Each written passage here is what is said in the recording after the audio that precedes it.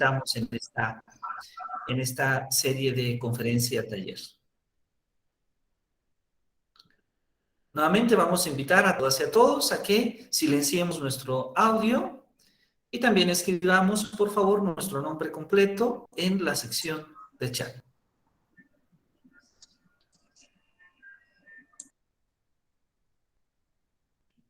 Pues muy buenos días, nos da mucho gusto que nos acompañen a nombre del sector escolar 25 de la Subsecretaría de Educación Preescolar,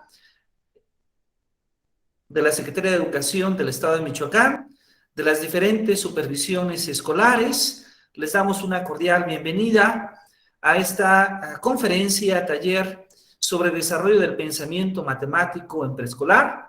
Nos complace mucho el poder contar con todos ustedes y agradecemos de antemano la oportunidad de podernos reunir y poder dialogar esta mañana justamente sobre el desarrollo del pensamiento matemático en el nivel preescolar. Para dar inicio formalmente a esta actividad, vamos a escuchar entonces en primera instancia a la doctora Luz Verónica Toledo Huerta, quien es jefe de sector escolar 25, y para todos nosotros unas palabras de bienvenida. Doctora Luz Verónica, un gran placer saludarle, muchas gracias por la oportunidad de reunirnos, por todas las facilidades, y bueno, dejamos en usted la palabra, por favor. Al contrario, pues muy breve mi mensaje, más que nada darles la bienvenida estamos iniciando el año pues realmente muy bien, en un espacio 7 de enero donde virtualmente, dadas las condiciones, pero tenemos esta grata oportunidad de poder ser fortalecidas por el equipo del Cinvestav. Agradecemos mucho que hayan tenido la atención de abrirnos este espacio para poder satisfacer una de las necesidades planteadas desde el ciclo escolar pasado por las responsables de los espacios que conforman este sector, que tiene que ver justamente con el pensamiento matemático. Les damos la más cordial bienvenida a todas y agradecemos a Jesús, al doctor Jesús, que nos hizo favor de atender muy rápidamente esta necesidad, a la doctora Irma, por el espacio que nos abrió en su agenda, que sabemos que está tan saturada. Chicas, sé que este espacio va a ser muy rico, muy fructífero y que va a beneficiarnos muchísimo en nuestra formación, porque seguramente nos aclarará muchas de las inquietudes que nos mueven en este campo del pensamiento matemático. Bienvenidas a todas y que disfrutemos este espacio. Gracias. Muchas gracias, doctora Luz Verónica Toledo Huerta, jefe del sector escolar 25. Y bueno, nuevamente les damos una cordial bienvenida. El programa que tenemos el día de hoy, esperamos que pueda ser un programa que puedan disfrutarlo. Tenemos en primera ocasión una conferencia impartida por su servidor, que hemos llamado Innovación, Matemáticas y Emociones. Esta conferencia prácticamente será de este comienzo de las 9 de la mañana a las 10:30 de la mañana. Después tenemos a las 10:30 a 11 de la mañana un pequeño descanso, un receso, para que podamos refrescarnos, tal vez desayunar de manera rápida algo o tomar un café. Y en punto de las 11 de la mañana tenemos el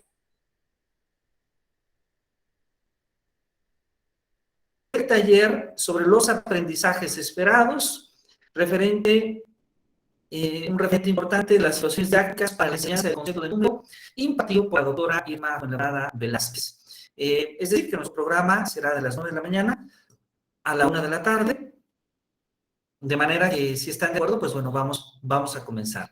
Nuevamente, a nombre del Centro de Investigación en Ciencias de las Matemáticas, a nombre justamente del Cinvestav, del Instituto Politécnico Nacional, y de la Secretaría de Educación del Estado de Michoacán, en su sector escolar 25, les damos una cordial bienvenida. Pues bueno, si están de acuerdo, entonces vamos a comenzar. Voy a apagar un momento mi cámara para que podamos utilizar la presentación. Les pido, por favor, un minuto de su tiempo en lo que se proyecta.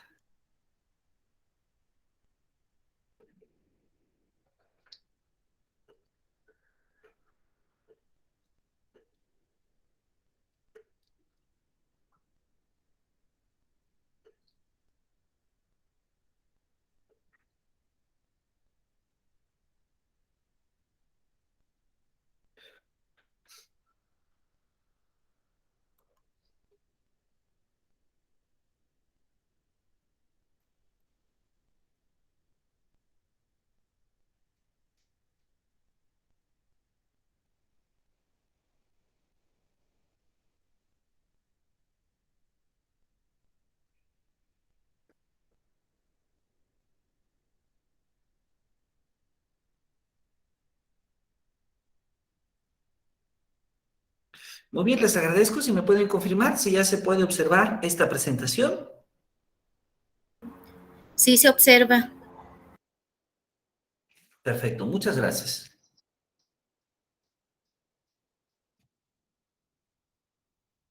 Solo un momento, por favor.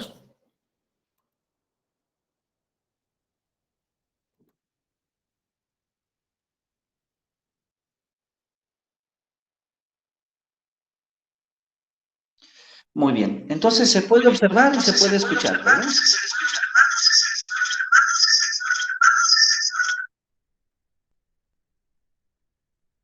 Se escucha algo de eco, Jesús.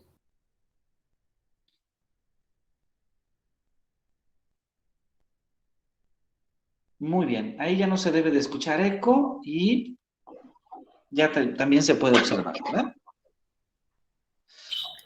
Sí, ahí ya se escucha y se ve bien. Perfecto. Bueno, pues nuevamente, bienvenidas y bienvenidos a esta conferencia, taller sobre desarrollo del pensamiento matemático. Y bueno, ahora tengo esta gran oportunidad de poder platicar de la conexión entre tres temas que son interesantes, que creo que en gran medida forman parte del planteamiento actual de las nuevas perspectivas en las cuales estamos pensando el desarrollo de pensamiento matemático, que es hablar de innovación, hablar de matemáticas y desde luego de esta conexión que tienen las matemáticas con el desarrollo socioemocional, con las emociones. Y que desde luego, desde las etapas tempranas de nuestro desarrollo, tienen una influencia en cómo aprendemos y en el desarrollo de la propia personalidad del niño. Entonces, creo que lo primero con lo que vamos a dialogar son algunas perspectivas que ha habido sobre cómo entendemos nosotros el aprendizaje de las matemáticas. Porque cuando hablamos de matemáticas, pues esta visión, esta perspectiva de lo que nosotros entendemos por matemáticas, de lo que nosotros entendemos por pensamiento matemático, desde luego que influye en la manera en la cual nosotros como maestras, como maestros, llevamos a cabo la docencia, llevamos a cabo la enseñanza de las matemáticas. Y yo creo que hay tres perspectivas muy conocidas ya en el ámbito escolar, en el ámbito de pedagogía de las matemáticas. Una es la propuesta establecida por Jeremy Brunner.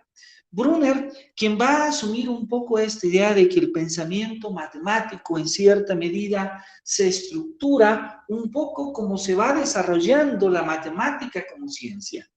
Es decir, que cuando nosotros vamos aprendiendo, vamos desarrollando nuestro pensamiento matemático, se va creando como una especie de estructura en nuestro interior sobre la relación que hay entre los conceptos matemáticos, pero también con respecto al desarrollo de nuestras propias habilidades matemáticas.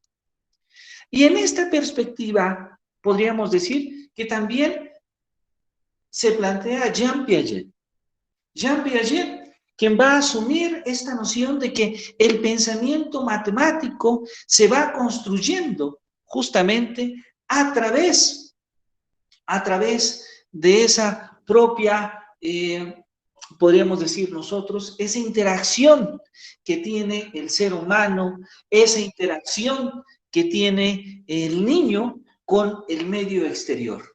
Debo decirlo que Piaget lo propone esto en su teoría de la equilibración, pero en gran medida sabemos que esto ya era conocido desde, podríamos decirlo, en cierta medida desde la época de Aristóteles, porque fue Aristóteles quien planteó una primera teoría del entendimiento y después Tomás de Aquino hizo un segundo refinamiento de esta teoría del entendimiento para que finalmente ya en los años 50 y 60 Jean Piaget propusiera esta teoría que no solamente nos habla sobre cómo se aprende a través de los procesos de reestructuración, sino que también nos habla de cómo se va desarrollando el propio pensamiento del niño o de la persona a lo largo de diversas etapas o de diversos estadios. Sin embargo, esta propuesta de Jean Piaget, esta propuesta que en cierta medida también es semejante a la propia propuesta de Brunner, no va a ser coincidente con la propuesta de Hans Freudenthal. Porque para Freudenthal, el conocimiento matemático, el pensamiento matemático, se va construyendo con esa interacción que se tiene con los objetos, que se tiene con la realidad, pero que no necesariamente tiene que seguir una estructura como tal.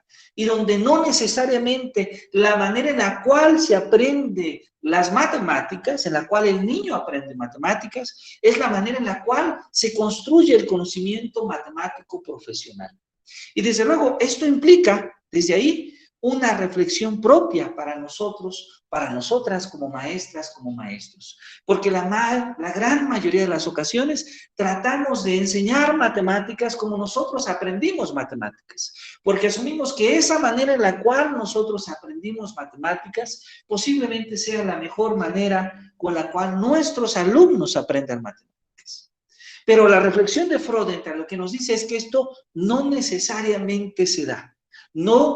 No se da el hecho de que como yo aprendí matemáticas, es la manera en la cual van a aprender mis alumnos. Entonces, tengo que replantearme diferentes maneras en las cuales podamos explorar y favorecer los aprendizajes de nuestros estudiantes.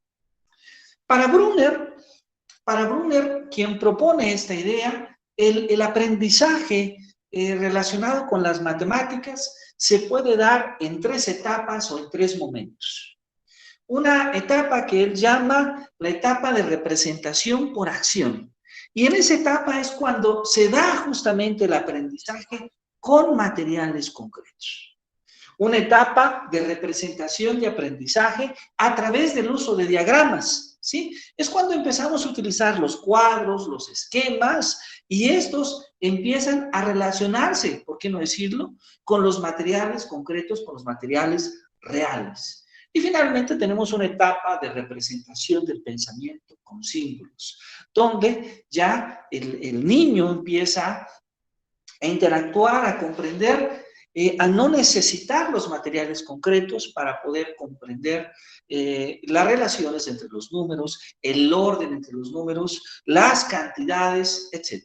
Entonces, como podemos observar, esta idea de Brunner, creo que en cierta medida no solamente nos describe cómo es que se va dando o construyendo cierto tipo de aprendizaje, sino también nos está diciendo esas etapas por las cuales el niño va experimentando, cómo va pasando en un primer momento de ese aprendizaje con materiales concretos a posteriormente utilizar mapas, cuadros, dibujos, para finalmente llegar a una etapa mucho más simbólica, mucho más abstracta, y que de manera natural el niño va pasando por estas diferentes etapas.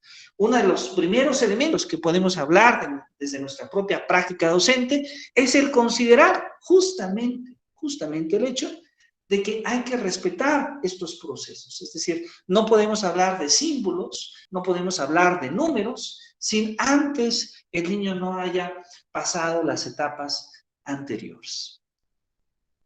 De esta manera, Brunner entonces plantea que el aprendizaje en la educación inicial, en los primeros momentos de la educación básica, que inclusive esto podríamos en gran medida proponerlo también para la educación en otros niveles educativos, pues debe nacer primero de la propia imaginación, de la propia creación, de poder jugar, de poder manipular, de poder compartir, para finalmente reflexionar. Por cierto que este diagrama muy común le llamamos justamente la espiral de Brunner. Pero Brunner no es el único que ha pensado o que ha hecho una reflexión sobre los procesos de enseñanza-aprendizaje en las matemáticas. De hecho, en cierta medida, siguiendo algunas ideas de Brunner y algunas ideas propias de Jean Piaget, tenemos el trabajo de Zoltán Dienes, quien va a tratar de explorar esta idea de que se puede desarrollar el aprendizaje de las matemáticas, de que se puede desarrollar el pensamiento matemático utilizando diferentes representaciones de él. Y estas representaciones, por cierto, se pueden llevar a cabo, se pueden realizar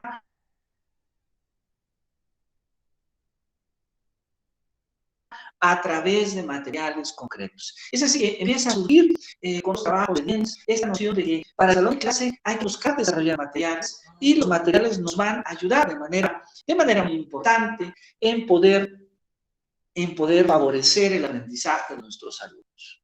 Ahora, de manera independiente, pero también con algunas semejanzas en su pensamiento, podemos hablar del trabajo de María Montessori. De María Montessori, que en gran medida siguió esta idea de que los materiales ayudan realmente a fortalecer, a favorecer el aprendizaje y el desarrollo del pensamiento matemático. Es decir, que los conceptos matemáticos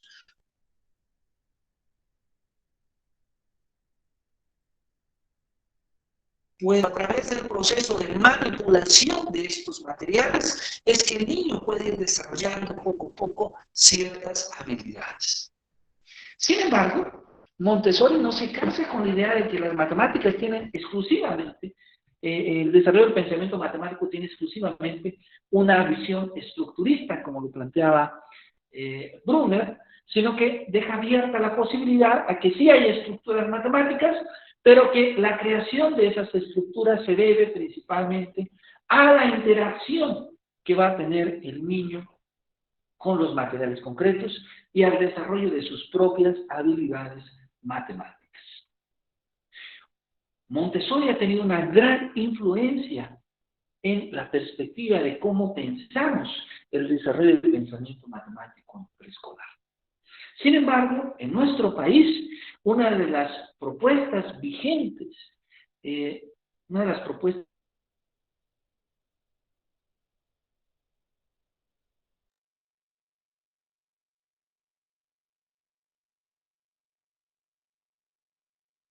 Maestro, se oye una interferencia.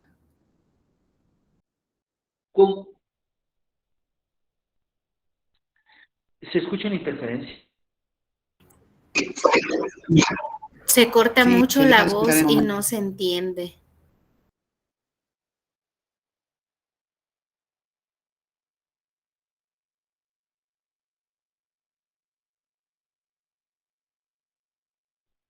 No se escucha, no.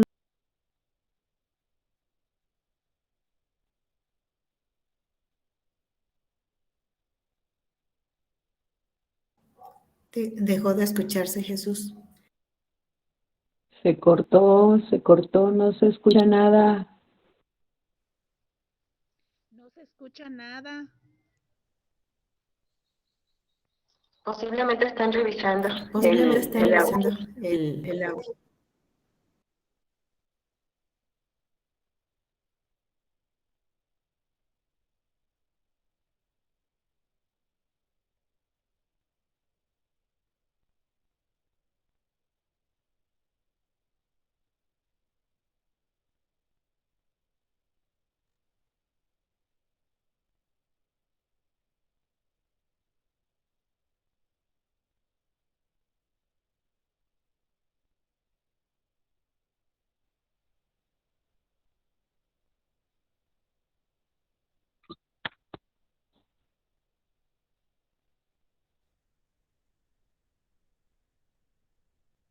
Sí. Sí. Sí, ya se escucha. Ya pueden escucharme, ¿verdad? Sí, ya. Perfecto. Muchas gracias. Perfecto. Muchas gracias. Les agradezco su paciencia. Les agradezco.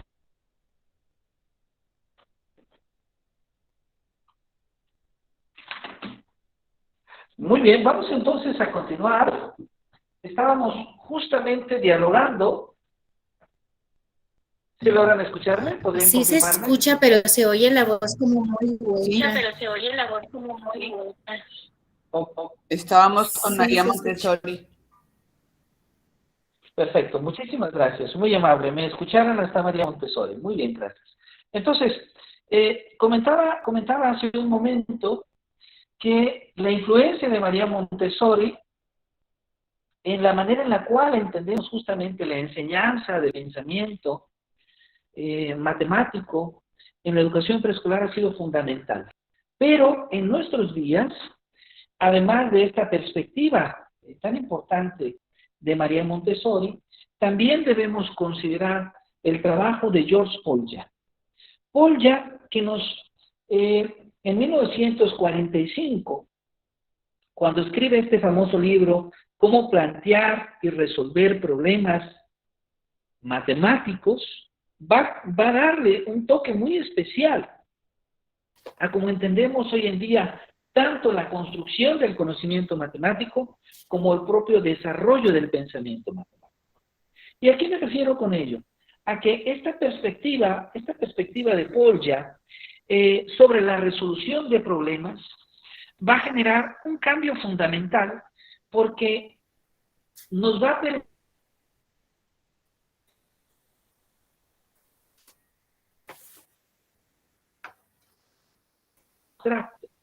sino como algo donde el niño puede interactuar en su cotidianidad, puede interactuar en los problemas que experimenta, Qué pena, tanto en la maestro. familia. Nuevamente tenemos corte.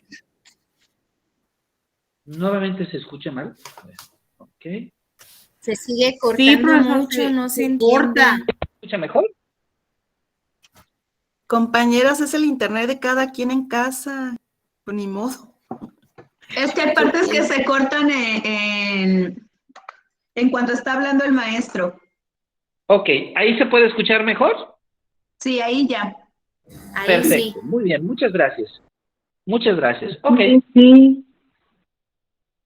muy bien. Entonces, como comentaba hace un momento, Polya, en esta propuesta de cómo plantear y resolver problemas, nos va a dar un método, nos va a dar una estrategia de justamente cómo podemos pensar, cómo podemos reflexionar el conocimiento matemático, el pensamiento matemático, pero desde la práctica.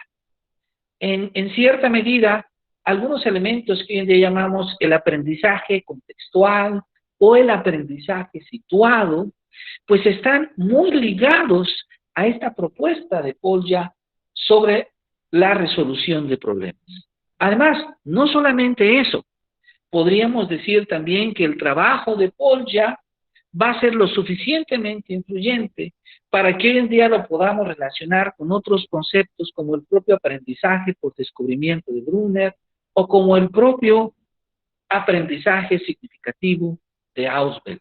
¿Por qué? Porque cuando los problemas están en el lenguaje de nuestros alumnos, porque cuando los problemas están conectados con la cotidianidad, con los conocimientos previos que nuestros alumnos y alumnas tienen, pues entonces es más fácil que ese aprendizaje pueda ser significativo para todos ellos. Ahora, este trabajo de los años 50 y 60 de Polya es fundamental, pero en la actualidad se ha venido enriqueciendo también con otras nuevas perspectivas sobre la enseñanza y aprendizaje de las matemáticas. Y ahí tenemos varias teorías nuevas, como las de Guy Brousseau, la de Raymond Duval o las de Gerard Bernot. Brousseau, que nos habla de esas situaciones didácticas. De hecho, este concepto de situación didáctica, que hoy en día es bastante común en la enseñanza, lo debemos a Guy Brousseau, y debo decirles que el concepto de situación didáctica nace en la didáctica de las matemáticas. Porque así es como define Brousseau a esa interacción que nosotros tenemos con nuestros estudiantes, y esa interacción que se debe a una serie de situaciones didácticas, a una serie de actividades que nosotros diseñamos para favorecer el aprendizaje de nuestros alumnos. Y que se basa, como Brousseau lo dice, principalmente en esa intencionalidad pedagógica, en esa intención que nosotros tenemos porque nuestros alumnos puedan aprender, porque nuestros alumnos puedan desarrollar su pensamiento matemático. Y miren qué interesante, porque Brousseau nos dice que hay al menos 4 tipos de situaciones didácticas. Situaciones que él llama de formulación, donde nosotros lo que buscamos es que el alumno pueda comprender el problema, donde el alumno pueda inclusive formularse problemas que involucren el desarrollo del pensamiento. Pero también situaciones de acción, donde el alumno utilice esos conocimientos que tiene, que pueda identificar cuando un número es mayor que otro, que pueda ordenar los números, que pueda clasificar objetos, que pueda contar objetos, etc. Situaciones de acción. Y también tenemos situaciones de validación, nos dice Brousseau. Estas situaciones de validación que se van dando cuando el niño no solamente puede ordenar los objetos, no solamente puede clasificar los objetos, sino que además puede explicar cómo los clasifica y por qué los clasifica. Puede reflexionar sobre esa propia actividad matemática que realiza desde pequeño. Ahora, el trabajo de Duval y el trabajo de Verneau es fundamental en la actualidad, porque nos damos cuenta a través del trabajo de Duval, principalmente, que los conceptos matemáticos se pueden representar de diferentes maneras. Por ejemplo, a veces el concepto de número lo podemos representar no solamente por ese símbolo, sino que lo podemos representar a través de fichas, lo podemos representar a través de colores, lo podemos representar a través de dibujos, lo podemos representar a través de diferentes actividades donde el alumno clasifique, cuente, etc. Donde el alumno pueda utilizar diferentes representaciones. Y Duval y Verneau nos dicen, entre más representaciones encontremos, parece ser que mejor se puede comprender este concepto tan importante. Ahora, nuestro país ha tenido una serie de investigadores que han colaborado, que han contribuido al desarrollo de enfoques sobre la enseñanza y aprendizaje de los matemáticas. Quisiera aprovechar este espacio para comentar sobre una persona que no aparece en la imagen, en esta lámina. Me estoy refiriendo al doctor Ricardo Cantoral, quien lamentablemente falleció el día 31 de diciembre de este año pasado, y que hizo una aportación muy importante en el Departamento de Matemática Educativa, justamente del CIMBESTAB. Muy importante para hablar de los procesos de enseñanza, aprendizaje de las matemáticas, desde la educación preescolar hasta la educación superior.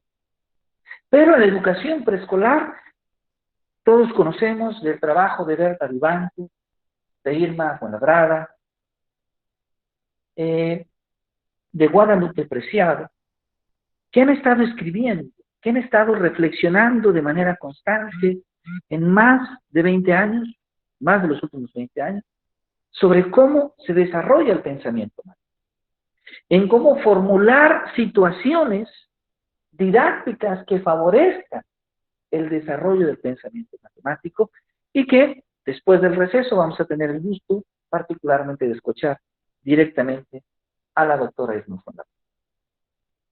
Ahora, estas no son las únicas perspectivas, porque también hay otras perspectivas que incluyen el uso de la tecnología.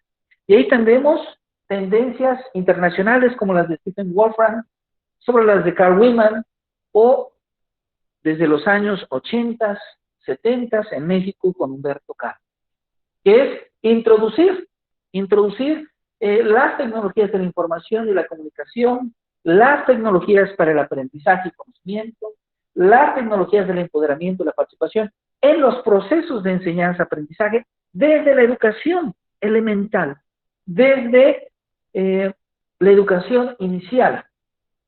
Y un aspecto que cada vez vemos y que vamos a ver a lo largo de esta charla, cada vez más, que es cómo podemos utilizar estos recursos para innovar en el aprendizaje, cómo podemos utilizar estos recursos para favorecer el aprendizaje de nuestros alumnos.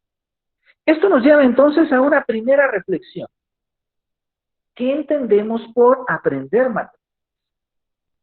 ¿Qué entendemos por aprender matemáticas en la educación preescolar? Pues a lo mejor hace algunos años podríamos decir, no, es que lo importante en preescolar es que el niño pueda contar, que el niño pueda clasificar, que el niño pueda identificar una serie, que el niño pueda hablarnos de ciertas propiedades de algunas figuras geométricas elementales. Pero hay un poco más en eso. Que el niño pueda interpretar y comunicar información. Que el niño pueda desarrollar habilidades de pensamiento y razonamiento, principalmente en la educación preescolar. Que pueda desarrollar ciertas habilidades sociales y afectivas, es decir, que pueda disfrutar de ese proceso de aprendizaje.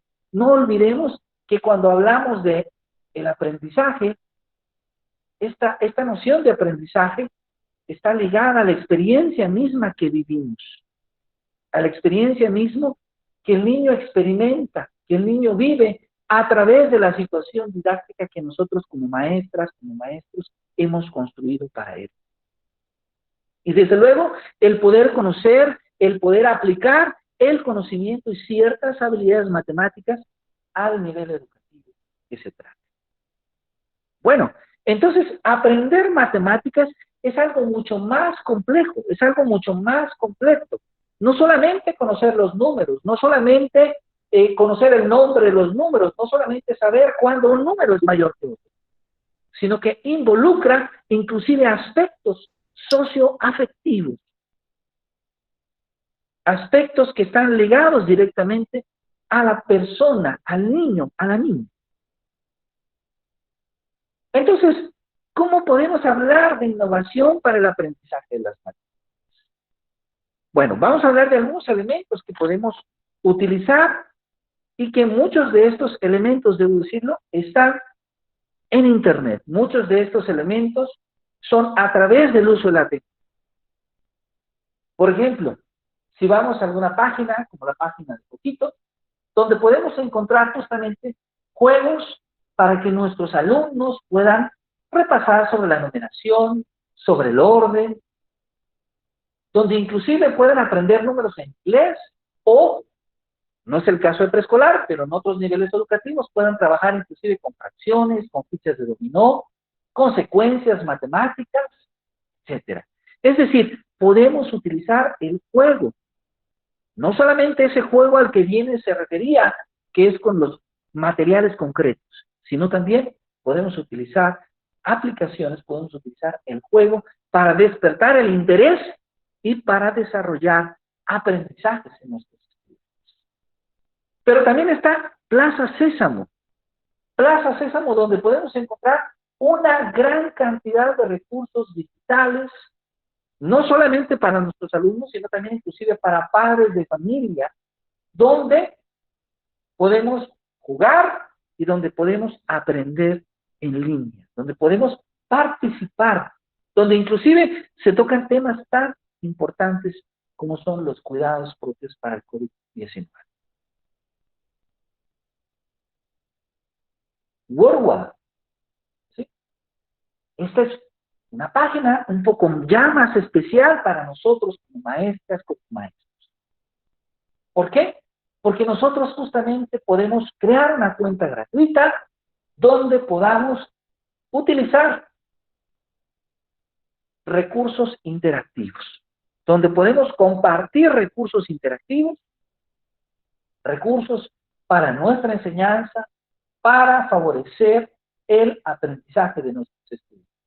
Más de 20 millones de recursos que son gratuitos y que están a nuestro alcance y que muchos, debo decirlo, son creados por nuestros colegas, desde cuestionarios hasta ruedas del azar, correspondencias, ordenar por grupo, pares iguales, buscar las coincidencias, sopas de letras, anagramas, abre la caja, reordenar, juegos de concurso, cartas al azar, palabras faltantes, diagramas etiquetados, persecución en laberintos, etcétera. Una diversidad muy, pero muy interesante que está a nuestro alcance, que es gratuita y que podemos utilizar con nuestros estudiantes, tanto en el salón de clase como también a través de nuestras clases en línea o virtuales. Tenemos también justamente EducaPlay, una página que nos va a ofrecer diversos recursos interactivos, que inclusive son clasificados, ¿sí? Son clasificados por edad, por asignatura, por nivel educativo, por lo que nosotros buscamos desarrollar en nuestros estudiantes. Y desde luego tenemos una de las páginas de las aplicaciones con mayor impacto en el mundo. PET. PET, que es algo que podemos utilizar tanto en línea, tanto para nuestras clases virtuales, como inclusive podemos descargarlo y trabajar sin internet. Intuitiva. Una página realmente generosa, porque podemos ahí trabajar el aprendizaje en línea, pero con simulaciones. Con simulaciones. Esto es muy importante porque las simulaciones con las son simulaciones que están diseñadas para atender diversas situaciones de aprendizaje, para favorecer diversas situaciones de aprendizaje, de tal manera que inclusive estas simulaciones están empatadas a diversos planes de estudios ya realizados en nuestro país, particularmente los del 2011 y 2017 para la educación preescolar. ¿Qué nos ofrece PET? Pues PET nos ofrece una serie de simulaciones donde podemos hablar sobre el pensamiento matemático preescolar, sobre la noción, como sabemos el eje, número, álgebra y variación, forma, espacio y medida, el análisis de datos, pero también sobre la exploración y comprensión del mundo natural y social en preescolar, sobre las artes, la expresión artística en la educación preescolar. Yo les invito a todas y a todos ustedes que ingresen a PET, que traten de observar toda esta gran variedad de aplicaciones, de simulaciones que nos ofrece PET, que son desde luego gratuitas y que inclusive incluye las secuencias didácticas que podemos utilizar en el salón de clase. De tal manera que la tecnología pues se convierte en un aliado para innovar en nuestra clase, para innovar en el aprendizaje de nuestros estudiantes. Desde el constructor de áreas, desde el juego de las proposiciones, desde las igualdades, desde las fracciones, desde el uso de las razones, desde la ley del equilibrio, los globos, etcétera. Hay una gran variedad de secuencias didácticas con sus respectivas simulaciones que podemos utilizar para favorecer, para invitar a que nuestros alumnos y alumnas puedan redescubrir el gusto por las matemáticas y el gusto por explorar la naturaleza, la ciencia e inclusive, como hemos comentado, el arte. Porque también podemos hablar desde las matemáticas del arte y hacer una valoración mucho más profunda e integral. Bueno, entonces, PET nos ofrece una gran cantidad de aplicaciones. Estas simulaciones nosotros las podemos utilizar desde nuestra computadora, teniendo internet o inclusive sin tener internet. De manera que podamos utilizar este recurso para nuestros estudiantes. Y desde luego, también podemos considerar los canales de YouTube. Hoy en día, YouTube también nos ofrece, con mucho gusto, maestra Telvina, podemos hacer llegar las diapositivas a través del correo electrónico para todas y todos. Con mucho gusto podemos hacerlo llegar. Y bueno, YouTube también nos ofrece recursos. Ciertamente YouTube es una plataforma muy grande que tiene una gran variedad de videos, pero también hay videos, hay canales particularmente que pueden ayudarnos a crear, a explorar situaciones que nos permitan favorecer el aprendizaje. Ahí nosotros podemos ingresar, por ejemplo, a calculados, o si pensamos en una página mexicana, en un grupo de youtubers mexicanos que además son matemáticos y que además exploran los procesos de enseñanza-aprendizaje, pues tenemos Alfa Virtual, este grupo de profesores de matemáticas que aparecen en esta imagen, que tienen inclusive trabajos de matemáticas desde la educación preescolar, ejercicios que podemos utilizar, estrategias que podemos utilizar con nuestros alumnos desde la educación preescolar. No olvidemos los famosos cuadernillos de trabajo en esta página de material para maestros, que tiene una gran diversidad de cuentos, de historias, de recursos didácticos que podemos utilizar con nuestros estudiantes. Y desde luego, pensando en el trabajo que hacemos como maestras y como maestros, no podemos dejar de lado Canva, ¿no? Canva, esta aplicación, esta página, que podemos tener un uso gratuito, también hay un uso con un pago, pero podemos darle un uso gratuito para diseñar justamente materiales que puedan ser atractivos, que puedan ser interesantes para nuestros estudiantes. Y hablando justamente de contenidos interactivos, pues también está nerdpod.com, también una aplicación gratuita donde inclusive podemos crear algunos juegos de una manera muy básica, muy simple, de manera que nuestros estudiantes pueden divertirse, pueden explorar a través de la computadora nuevas maneras de aprender matemáticas, pero desde una perspectiva mucho más divertida.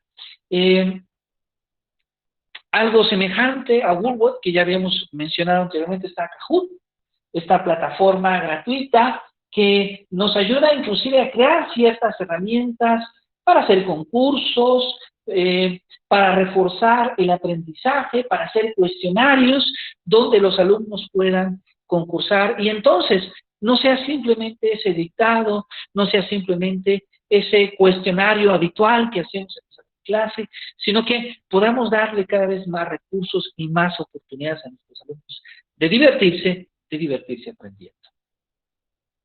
Y bueno, Geniality, que es una herramienta también donde nosotros podemos crear inclusive contenidos visuales e interactivos. Esto es muy importante, visuales e interactivos. Es decir, podemos crear videos, fotografías, imágenes interactivas donde podamos combinarlas con algunos recursos didácticos de tal manera que nuestros estudiantes puedan sentir ese nivel de interactividad, puedan disfrutar de la clase y de manera constante se sientan motivados a participar. También tenemos este otro recurso, Bottoon, que es muy, muy interesante, de manera muy semejante. Pero algo de lo que no he hablado mucho es también de las aplicaciones. Y aquí voy a referirme a las aplicaciones también, ¿por qué no?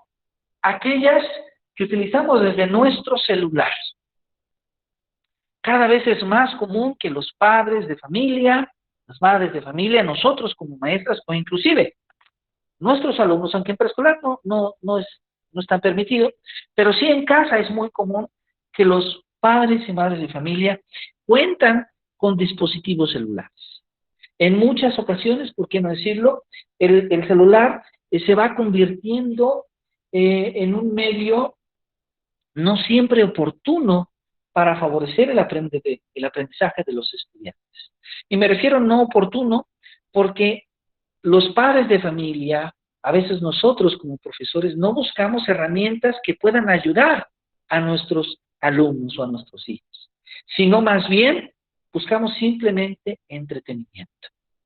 Y bueno, ahora quisiera platicarles de una serie de aplicaciones que sí, ciertamente son entretenimiento, pero un entretenimiento especial, un entretenimiento que puede ayudar a favorecer el aprendizaje de las matemáticas, el desarrollo de habilidades matemáticas, lo cual nos comprueba que se puede aprender, pero también se puede divertir. Y de hecho, cuando logramos que estos dos procesos puedan ser simultáneos, cuando esa experiencia es favorable, genera un estado de bienestar, pues entonces se puede garantizar que el aprendizaje puede ser mucho más significativo. Y entonces ahí tenemos, por ejemplo, aprendiendo los números o MathKit, que son aplicaciones donde podemos conocer los números, donde podemos contar, donde podemos comparar, donde podemos sumar, donde podemos restar, donde podemos clasificar y al mismo tiempo, ¿por qué no decirlo al mismo tiempo? El niño se divierte. Ahora, si buscamos contenidos más completos, pues también tenemos los juegos educativos de Kirikatsu, ¿sí? Una extraordinaria aplicación donde vamos a encontrar desde actividades artísticas, desde actividades de conocimiento y exploración del mundo natural y social, y desde luego particularmente del desarrollo de pensamiento matemático. O aplicaciones hechas por pedagogos, por académicos mexicanos, como Encontrando los Números. Ahora, no solamente las aplicaciones, no solamente la computadora o el Internet, son medios para educar, son medios para motivar el aprendizaje de las matemáticas. También podemos utilizar el uso de la televisión, de las plataformas digitales. Y ahí podemos encontrar, por ejemplo, series inclusive como Super Why o Super Lectores, donde no simplemente entretienen al alumno, no simplemente entretienen al niño o a la niña, sino que además tratan contenidos interesantes y hacen un cuidado de que estos contenidos ayuden a desarrollar ciertas habilidades. Aquí particularmente habilidades de pensamiento científico, habilidades de pensamiento matemático. O por qué no decir, Blue, el famosísimo Blue de Nickelodeon, que también tiene un cuidado muy especial sobre cómo a través de una serie de pistas, cómo a través de una serie de pasos, se puede ir justamente construyendo el pensamiento científico, el pensamiento matemático. Ahora, en muchas ocasiones buscamos no solamente hablar de matemáticas, sino cuidar que al mismo tiempo que se desarrollan habilidades de pensamiento científico, de pensamiento matemático, también se desarrollan otro tipo de aprendizajes, como los aprendizajes que tienen que ver para la convivencia, ese aprender a ser, que son tan importantes. Ahí tenemos a Bluey, a Daniel el tigre, que pueden ser ampliamente atractivos y sugeribles, o a Dora la exploradora. Contenidos comunes, pero contenidos que tratan tópicos relacionados a la ciencia, pero también a cómo educar en la convivencia, a cómo desarrollar una educación mucho más integral, no solamente, como lo dice Edgar Morin, cuidando los aspectos del desarrollo intelectual, sino también los aspectos del desarrollo humano. Y claro, podemos utilizar un recurso fundamental, como son los cuentos, los libros, las historias, qué decir del Gran Viaje de Numeratron, texto que les recomiendo a todas y a todos ustedes, donde no solamente habla de los números naturales, de propiedades de los números naturales, sino que también nos habla del sistema solar y finalmente nos da una gran cantidad de lecciones que tienen que ver sobre la ética, que tienen que ver sobre la convivencia. Y ahí podemos encontrar una gran diversidad de materiales.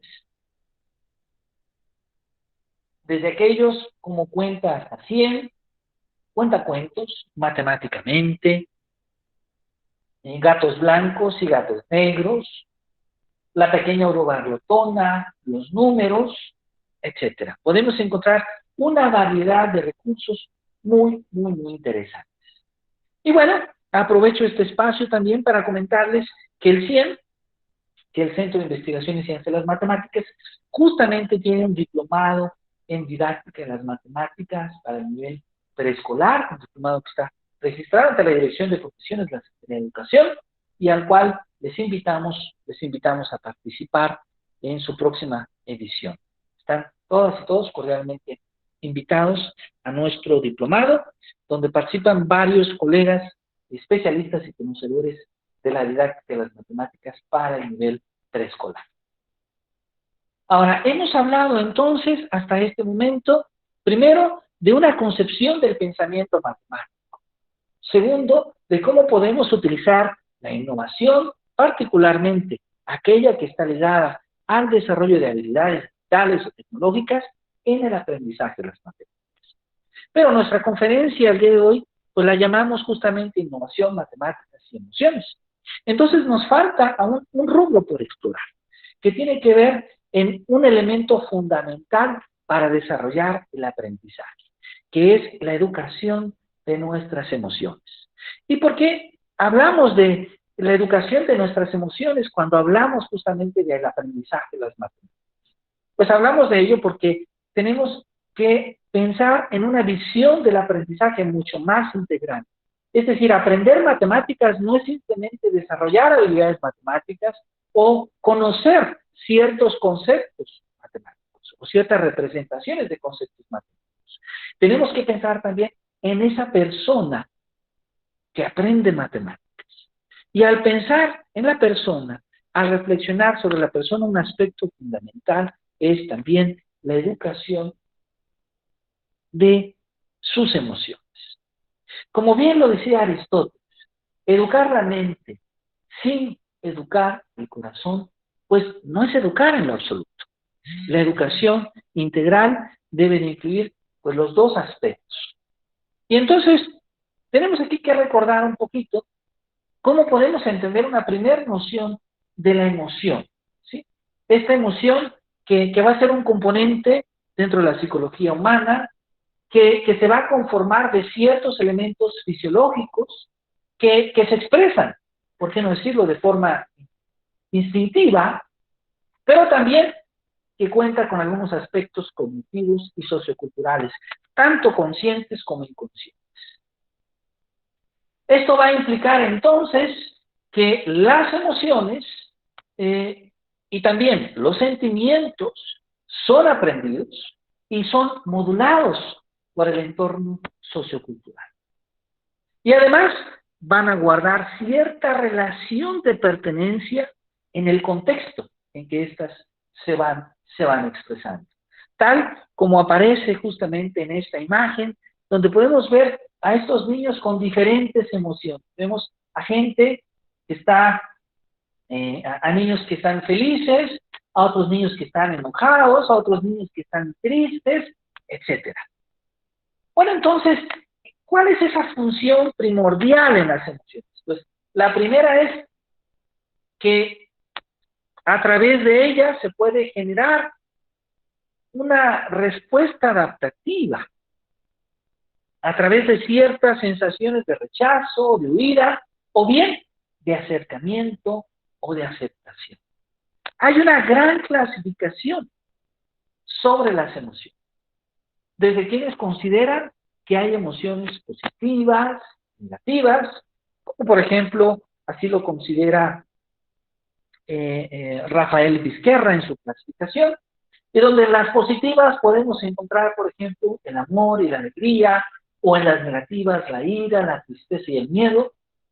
Del amor y de la alegría podemos obtener el compromiso, el encaprichamiento, el cariño, la dicha, el orgullo, la satisfacción.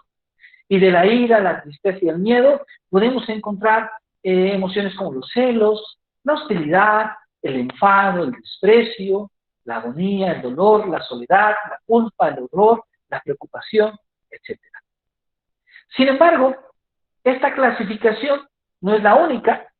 Podemos pensar en la clasificación de Zorpa y de Pizarro, que nos habla que hay emociones negativas básicas como la ira, el miedo y la tristeza, y después hay otras emociones complejas que también son negativas como la vergüenza, el odio, los celos, la envidia, el desprecio, el disgusto, la preocupación, la desesperación, la culpa, el aburrimiento, la desconfianza.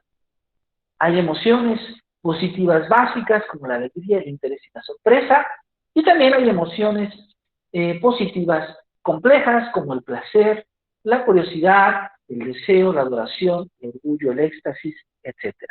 Y también, ¿por qué no decirlo? Hay otras propuestas de clasificación de las emociones, como las que hace Martín Pinos, que nos dice que no necesariamente hay emociones positivas y emociones negativas, sino lo que hay es una buena, una adecuada, una no adecuada gestión emocional.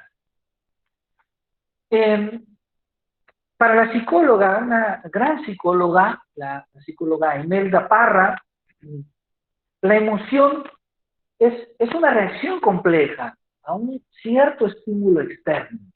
Algo que puedo ver, algo que puedo escuchar, o interno, como puede ser el pensamiento o el recuerdo. Y entonces, podríamos decir que estas emociones van impulsando hacia la acción. Son intensas y duran, desde luego, menos tiempo que los sentimientos. Por otro lado, podemos decir que los sentimientos son en cierta medida como la suma de una emoción con un pensamiento. Podríamos decir que se caracterizan porque tienen una mayor duración e inclusive pueden estar presentes aun cuando los estímulos tanto externos como internos ya hayan pasado. Ahora, entender las emociones desde esta perspectiva nos conlleva a que hay varias maneras de entender este concepto, como por ejemplo el de la psicóloga Cristina Salgado, que nos dice que las emociones son cierto tipo de sensaciones que experimentamos los seres humanos, en las cuales la experiencia puede ser vivida como algo real, como algo imaginario, y que tiene una influencia muy importante en cómo nosotros vivimos. O para la psicóloga América Yaney Huerta, que nos dice que las emociones van a ser esas reacciones corporales ante un suceso interior, ante un suceso exterior, y que van a involucrar en gran medida la manera en la cual nosotros vemos el mundo. La psicóloga Imelda Parra, Cristina Salgado, América Yaney Huerta, hemos tenido la oportunidad de colaborar en el CIEN con estas extraordinarias académicas. Dempsey, en el 2006, escribe posiblemente una definición más completa. Una emoción es una experiencia corporal viva, veraz, situada, transitoria, que va a impregnar el flujo de conciencia de una persona, que es percibida en el interior y que va a recorrer inclusive el cuerpo durante el transcurso de esa vivencia. Va a asumir a la persona y también a sus acompañantes en una realidad nueva y transformadora. En cierta medida esta visión de Dempsey pues nos habla entonces, trata de complementar las tres definiciones anteriores. Las emociones entonces van a alterar nuestra atención, van a alterar nuestra conducta, van inclusive a activar nuestros actos de aprehensión, como decía Jean Piaget en su obra clásica en 1954, Inteligencia y Actividad.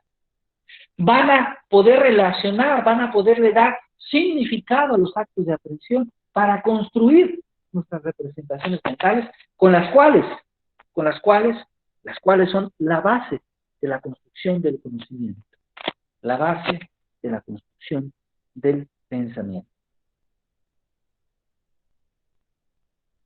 Y en relación justamente a las emociones, al aprendizaje, tenemos esta contribución fundamental que hace tanto Jean Piaget, pero que es descrita también en los trabajos de Vygotsky, en los trabajos de David Ausubel. ¿Por qué? Porque Ausubel nos va a decir que el aprendizaje va a tener dos componentes.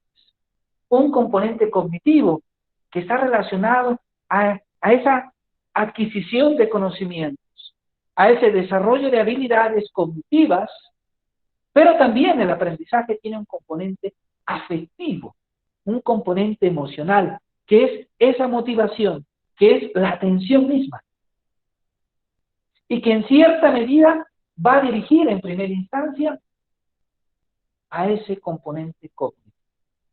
Porque para poder aprender necesitamos desarrollar la atención, porque para poder aprender necesitamos estar motivados.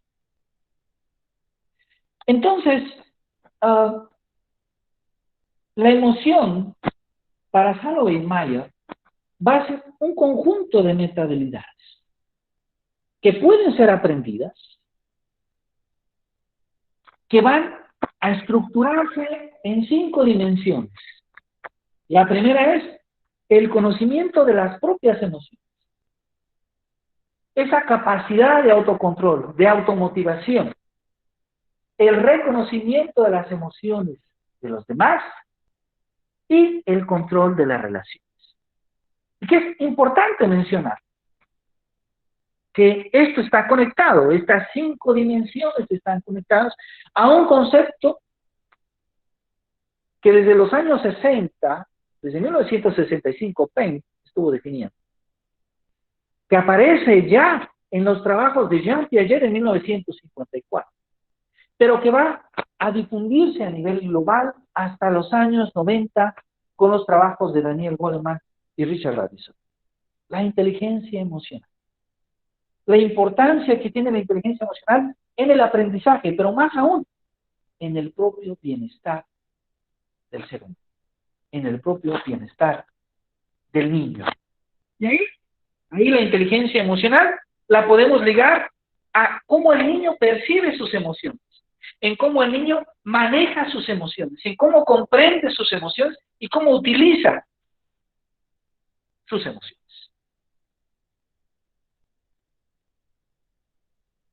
El educarnos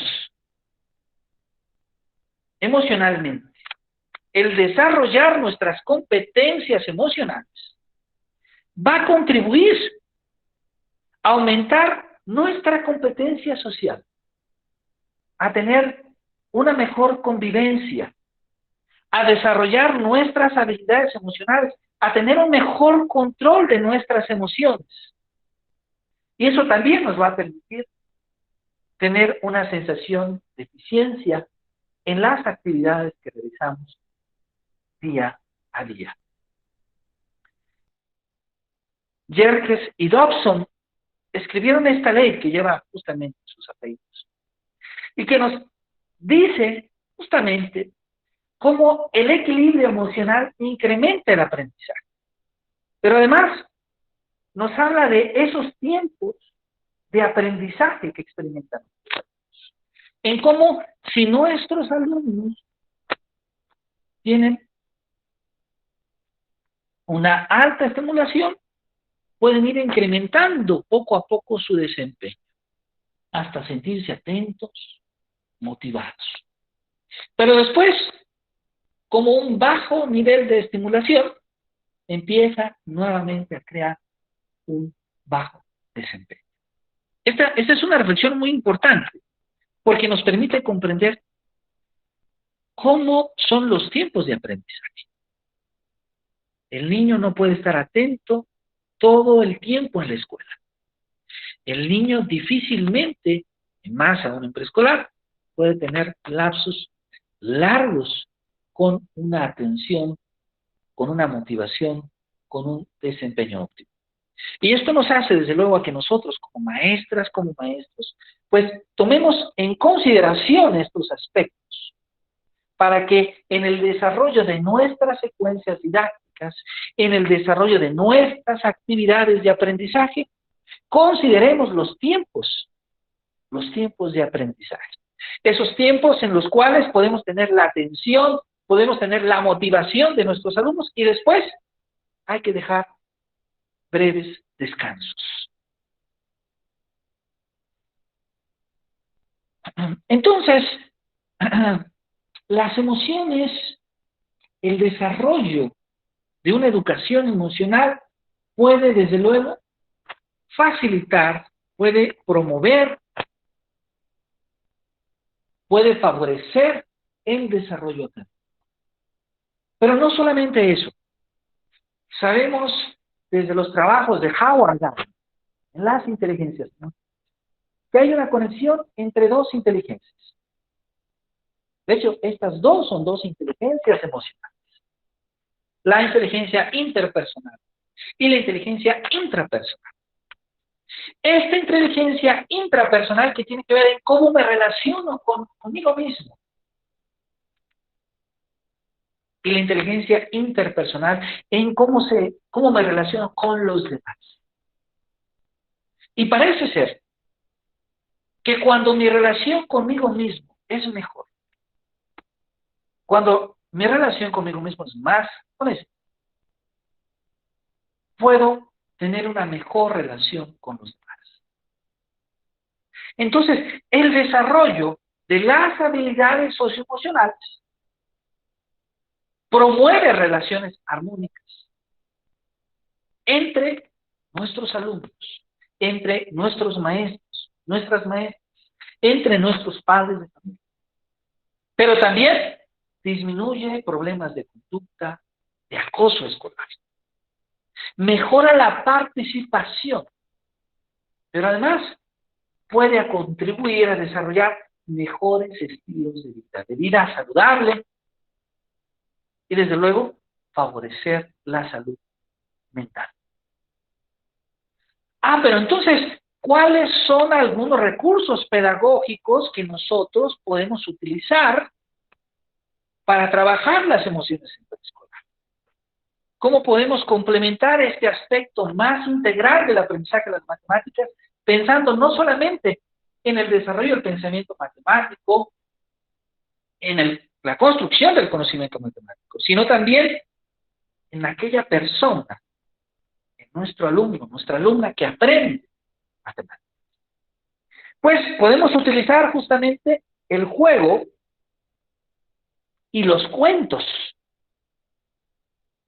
¿Por qué? Porque nos permiten desarrollar habilidades, capacidades, nos permiten ser un medio de introspección, de autoconciencia, pero también de autoconocimiento, guiados siempre por una interacción que pueda ser respetuosa, que pueda ser amorosa, como lo decía muy bien María Montessori. Muy bien. Entonces, aquí es un aspecto muy importante, es el hecho de que los padres y los maestros somos ejemplos. Somos ese espejo y los niños y las niñas observan. Y entonces, es muy importante no solamente hablar de esa educación emocional de los niños, de los alumnos y alumnas, sino también hablar de la educación emocional de nosotros mismos. Porque el hecho de que seamos adultos no significa que hayamos desarrollado cabalmente nuestras competencias emocionales. Y bueno, desde aquí ya estamos recomendando algunos textos, algunos libros, como por ejemplo el de las emociones de Nacho. Ahora, pero no solamente los textos, también está el dibujo. El dibujo, que es un medio de expresión muy importante para las emociones. Para identificar emociones, para contribuir a ese proceso de autoconocimiento, podemos construir, por ejemplo, un diccionario de las emociones. Podemos hablar de esas emociones que han experimentado nuestros alumnos. Cuando leemos cuentos, cuando podemos identificar las emociones, los sentimientos que van experimentando los personajes en los cuentos. También está el teatro de las emociones, la pintura. Todos estos son medios muy útiles, todos estos son medios muy generosos que nos permiten identificar las emociones, pero que además nos permiten ir reflexionando sobre las emociones que nosotros sentimos.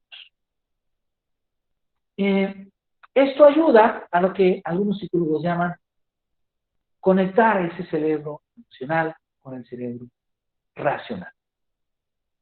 El diario es un aspecto importante. Tal vez este diario lo podemos pensar ya en el último grado preescolar, ya en la educación primaria, donde estamos empezando siempre procurando escribir las cosas positivas que vivimos en el día a día y dejando al final justamente esas experiencias. ¿Por qué el diario es tan importante? Porque un diario nos va ayudando a darnos cuenta de cómo somos más conscientes de las emociones que vivimos, de las causas de esas emociones, de sus efectos, de los pensamientos que las emociones provocan en nosotros. Y vamos detectando justamente nuestros propios patrones de comportamiento. Es decir, nos vamos conociendo a nosotros mismos. ¿Y por qué hacemos tanto énfasis en ello? Hacemos mucho énfasis en ello porque vamos a ver que en la educación preescolar es una etapa fundamental para el desarrollo de nuestras competencias emocionales. Ahora, otra herramienta, otra estrategia bastante útil es el rincón de la calma o de la mesa de paz. Este lugar que podemos tener en la escuela, en el jardín de niños, donde cuando nuestros alumnos se sienten desbordados por esas emociones, pues ahí pueden sentirse más serenos, más tranquilos, más seguros.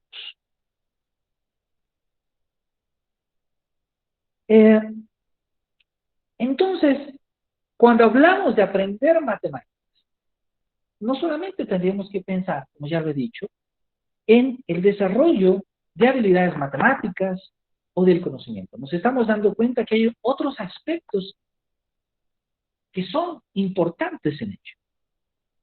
Y un aspecto fundamental, como bien lo dice Laura Santos, es entender la noción de bienestar. Ese bienestar que se va generando y que nosotros como maestras, como maestros, vamos de manera directa y de manera indirecta dando cuenta a nuestros alumnos. ¿Por qué? Porque cuando nosotros estamos en el salón de clase, no simplemente ayudamos a que los alumnos adquieran conocimientos y habilidades, sino que en realidad nuestros alumnos van construyendo sus propias actitudes en las actitudes que nosotros mostramos. Es decir, las maestras y los maestros damos mucho más que simplemente lo que algunos llamarían la clase. Damos una perspectiva de cómo se vive. Damos una perspectiva de cómo enfrentar diversas situaciones. Damos un ejemplo de vida. Y ahí hay una responsabilidad grande que tenemos las maestras y los maestros. Entonces, si nosotros procuramos tener una vida en bienestar, es posible que mucho de esta vida en bienestar se convierta en un aprendizaje para nuestros estudiantes, en una perspectiva de cómo vivir. Y para esto, Laura Santos nos dice, hay que considerar dedicar ese tiempo para las personas que son importantes para nosotros, para nuestra familia, para nuestros amigos, nuestras amigas, para esas personas que simplemente al escucharlos nos hacen bien. Pero también hay que practicar la gratitud, hay que quejarnos menos, hay que cambiar un poco el escenario, sin dejar de ser realistas. Pero a veces solo nos vamos quejando y dejamos de apreciar las cosas positivas que tenemos día a día. Hay que dedicar algo de tiempo para hacer buenas acciones para las demás personas. Hay que crear hábitos que sean saludables, tanto para el cuidado de nuestra salud emocional, como también para nuestro cuerpo. Y, si les es posible, maestras, maestros, hay que practicar la meditación, la reflexión. No nos da tiempo ahora de platicar más detalle de esto, pero podríamos tener más conferencias tan solo de estos 5 puntos que son muy interesantes. Y bueno, ¿cuál es la parte esencial? La parte esencial es que para la Secretaría de Educación Pública, el desarrollo de las habilidades socioemocionales se entiende un poco de esta. ¿Cuál es la base? La base de estas habilidades es el autoconocimiento y la autorregulación. ¿Y en qué etapa se desarrolla este autoconocimiento y la autorregulación? Pues justamente se desarrolla en la etapa preescolar. Primero en la etapa preescolar, y después en etapa primaria. Ahí lo importante del cuidado de la educación emocional. Ahí lo importante de darnos cuenta que las competencias emocionales que desarrollen nuestros alumnos en esta etapa de formación van a ser fundamentales para el resto de su vida. Y entonces, bueno, también aprovecho para invitarlos a nuestro seminario de nuevas perspectivas educativas, que estaremos justamente iniciando en el mes de febrero, con diversos temas que consideramos